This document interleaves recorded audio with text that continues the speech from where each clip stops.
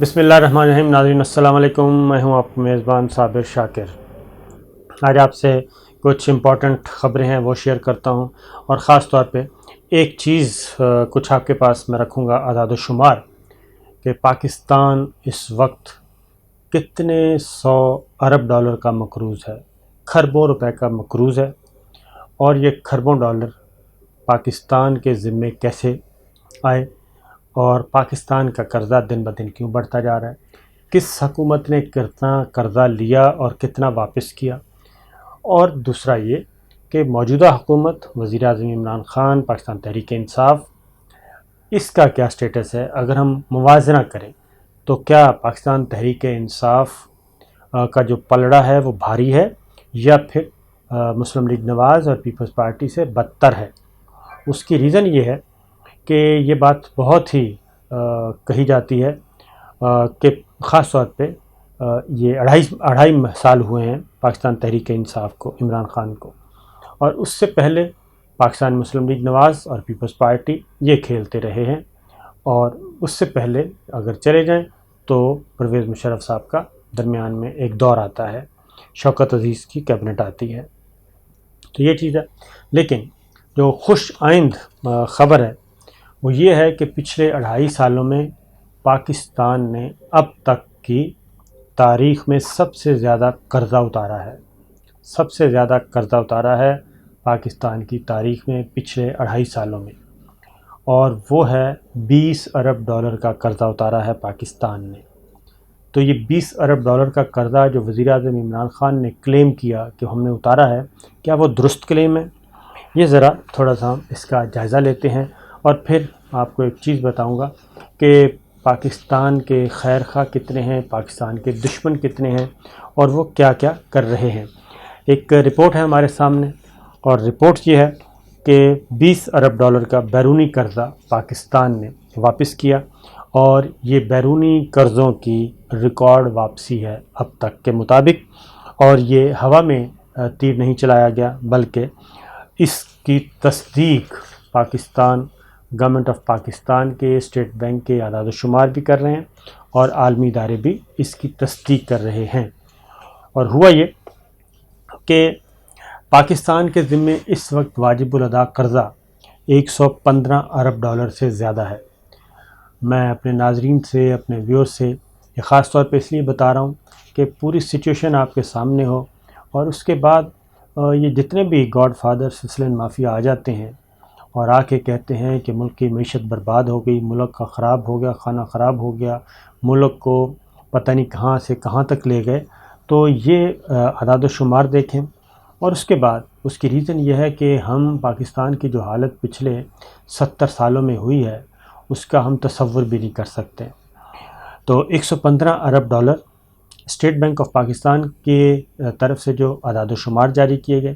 وہ ہے کہ 31 دسمبر 2020 تک ملک کا مجموعی قرضہ، یعنی کہ 31 دسمبر 2020 پچھلے سال تک 115 ارب ڈالر تھا،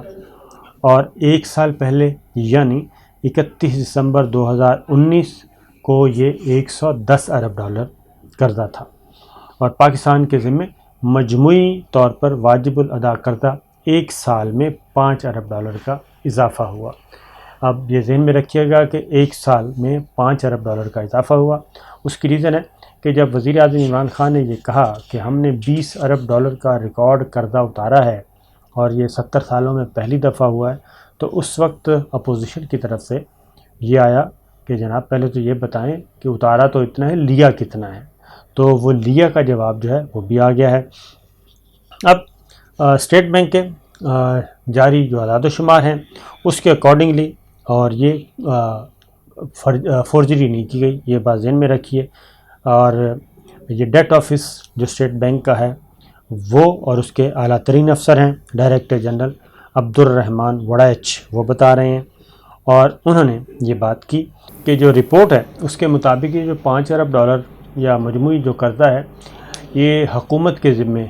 ٹوٹل نہیں ہے، حکومت کے ذمے قرضہ ہے 80 ارب ڈالر، 115 ارب ڈالر کے بجائے 80 ارب ڈالر، اور باقی جو ہیں وہ داخلی اور بیرونی جو ذرائع سے قرض حاصل کیے گئے ہیں اس میں حکومتی قرضے کو دیکھا جائے تو اس میں 1/3 قرض بیرونی ذرائع سے حاصل کیا گیا اور 2/3 قرضہ داخلی ذرائع یعنی مقامی بینکوں سے لیا گیا ہے۔ اسی طریقے سے ایک اور بھی چیز ہے کہ ملک کے جو GDP اور قرض کے درمیان تناسب پر بات کی جائے تو یہ تقریباً 30% بنتا ہے۔ اب ذرا ایک اور چیز کہ یہ تو ہے موجودہ حکومت، یعنی جو 2.5 سال ہیں موجودہ حکومت کے، وہ میں نے آپ کو بتایا کہ $20 ارب لیا گیا، $115 ارب ٹوٹل قرض ہے، $5 ارب کا اضافہ ہوا۔ یہ PTI کی گورنمنٹ کی کارستانی ہے یا کارگزاری ہے، آپ اس کو جو بھی کہیں۔ اور دوسری جانب اب آئیں ذرا کمپیئر کرتے ہیں کہ $20 ارب جو PTI نے اتارے، یعنی کہ عمران خان کی حکومت نے، موجودہ حکومت نے اتارے، جس کے بارے میں مسلم لیگ نواز پیپلز پارٹی سب تنقید کرتے ہیں،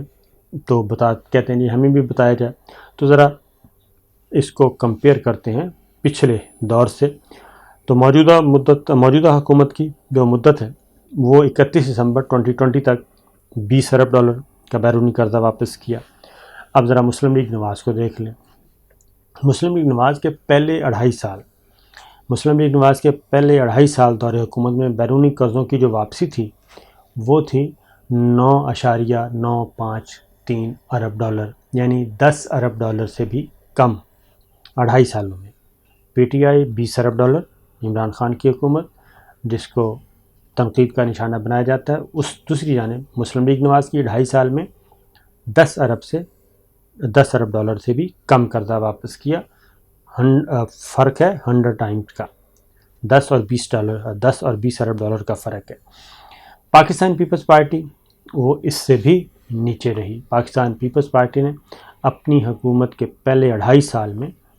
$6.45 ارب کا بیرونی قرضہ واپس کیا، یعنی $6.5 ارب۔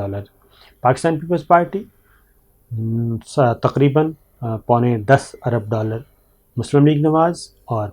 PTI عمران خان حکومت، انہوں نے $20 ارب واپس کیے۔ تو اگر مسلم لیگ نواز اور پیپلز پارٹی کا ملا کے بھی قرضہ لیا جائے تو وہ بنتا ہے 9 اور 6 15 ارب، تقریباً 15 ارب، 16 ارب کر لیں، 16 ارب، اور اکیلے انہوں نے 2.5 سال میں کیا $20 ارب۔ تو اس لیے یہ چیز ذرا ذہن میں رکھیے، کیونکہ جو مصیبتیں آ رہی ہیں اور پاکستان کی معیشت پہ، پاکستان کے عوام پہ، تو یہ جو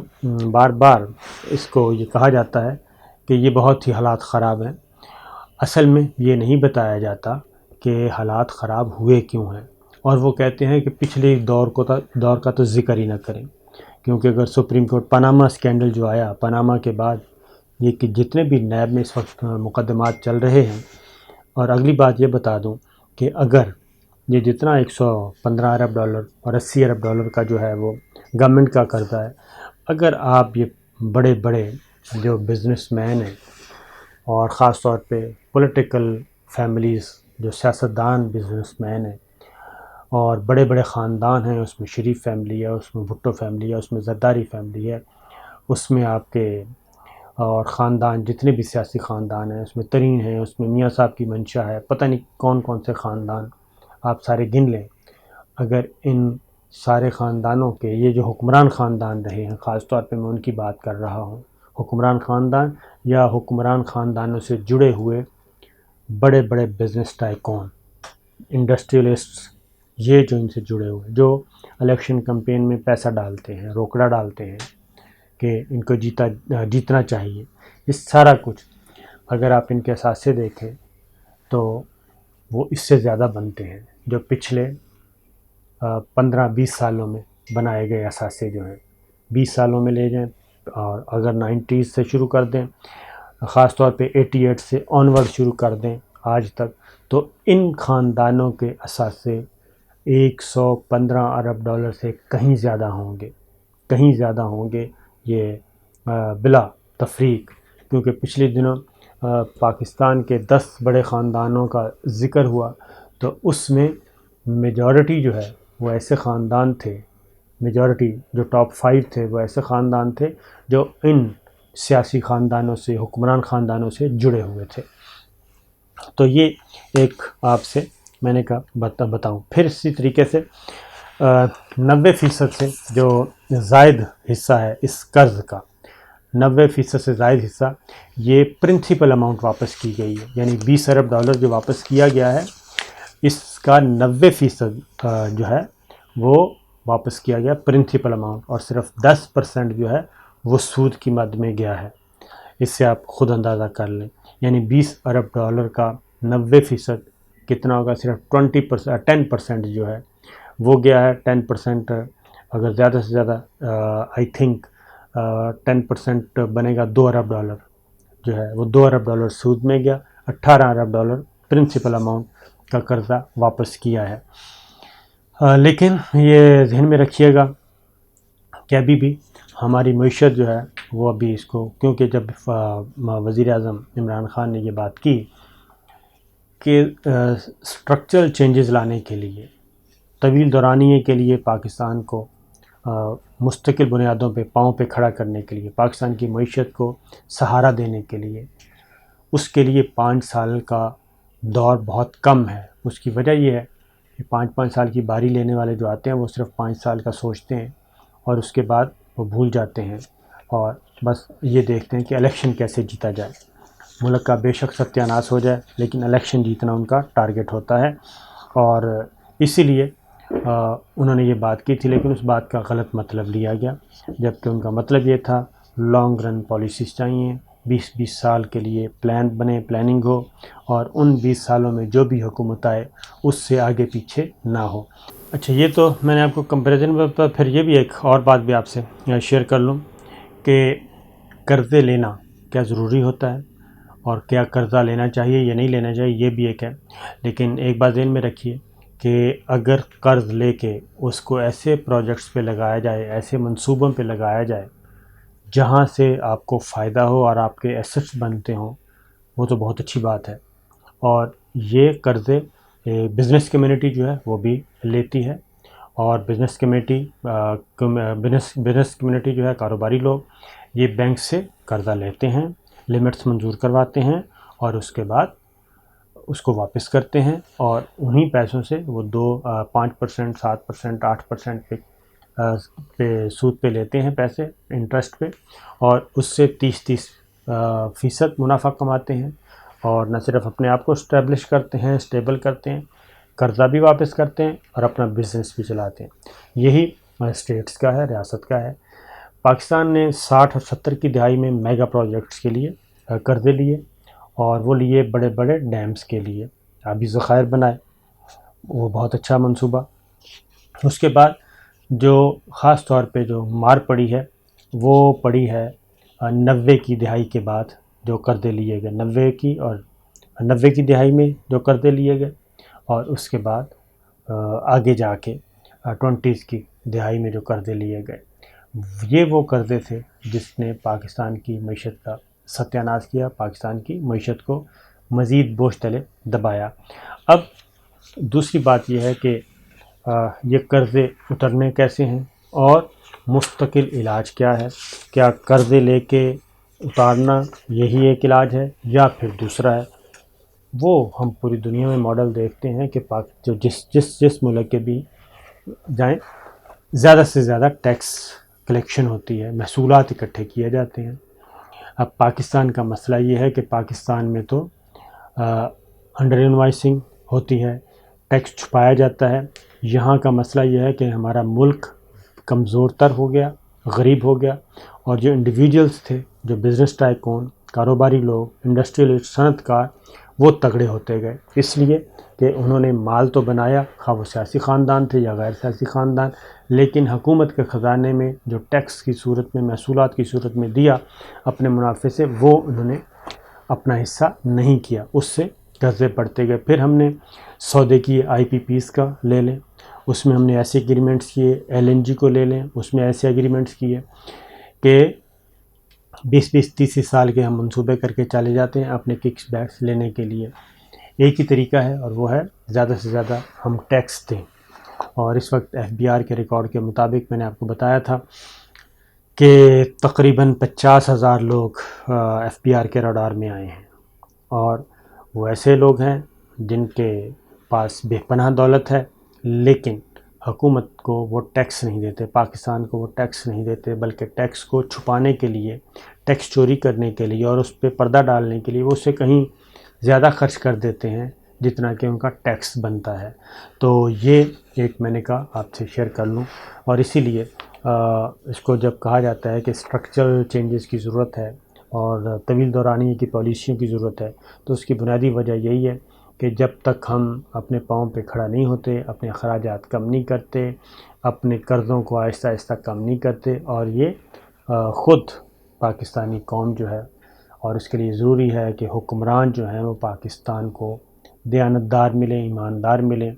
اور ایسے دیانتدار ملیں جو صرف پاکستان کا سوچیں اور صرف اپنی جیبیں بھرنے کی نہ کریں۔ تو یہ ایک میں نے کہا آپ سے ایک کمپیریزن ہے وہ کر دو۔ تو ابھی بھی F P R, state banks سارے اور مختلف بینکس، یہ نادرا، یہ سارے کے سارے اپنا ریکارڈ جمع کیا ہوا ہے اور اس پہ کوشش کی جا رہی ہے۔ آپ شوگر انڈسٹری کو دیکھ لیں، آپ آٹا انڈسٹری کو دیکھ لیں، آپ موٹر وہیکل انڈسٹری کو دیکھ لیں، آپ جس کو بھی دیکھیں گے تو وہاں پہ آپ کو بڑے بڑے بزنس ٹائکون نظر آئیں گے، انڈر انوائسنگ کرتے ہوئے نظر آئیں گے، لیکن قومی خزانے میں وہ اشیر بھی جمع نہیں کرواتے۔ تو یہ ہے سچویشن۔ اجازت دیجیے، اللہ حافظ۔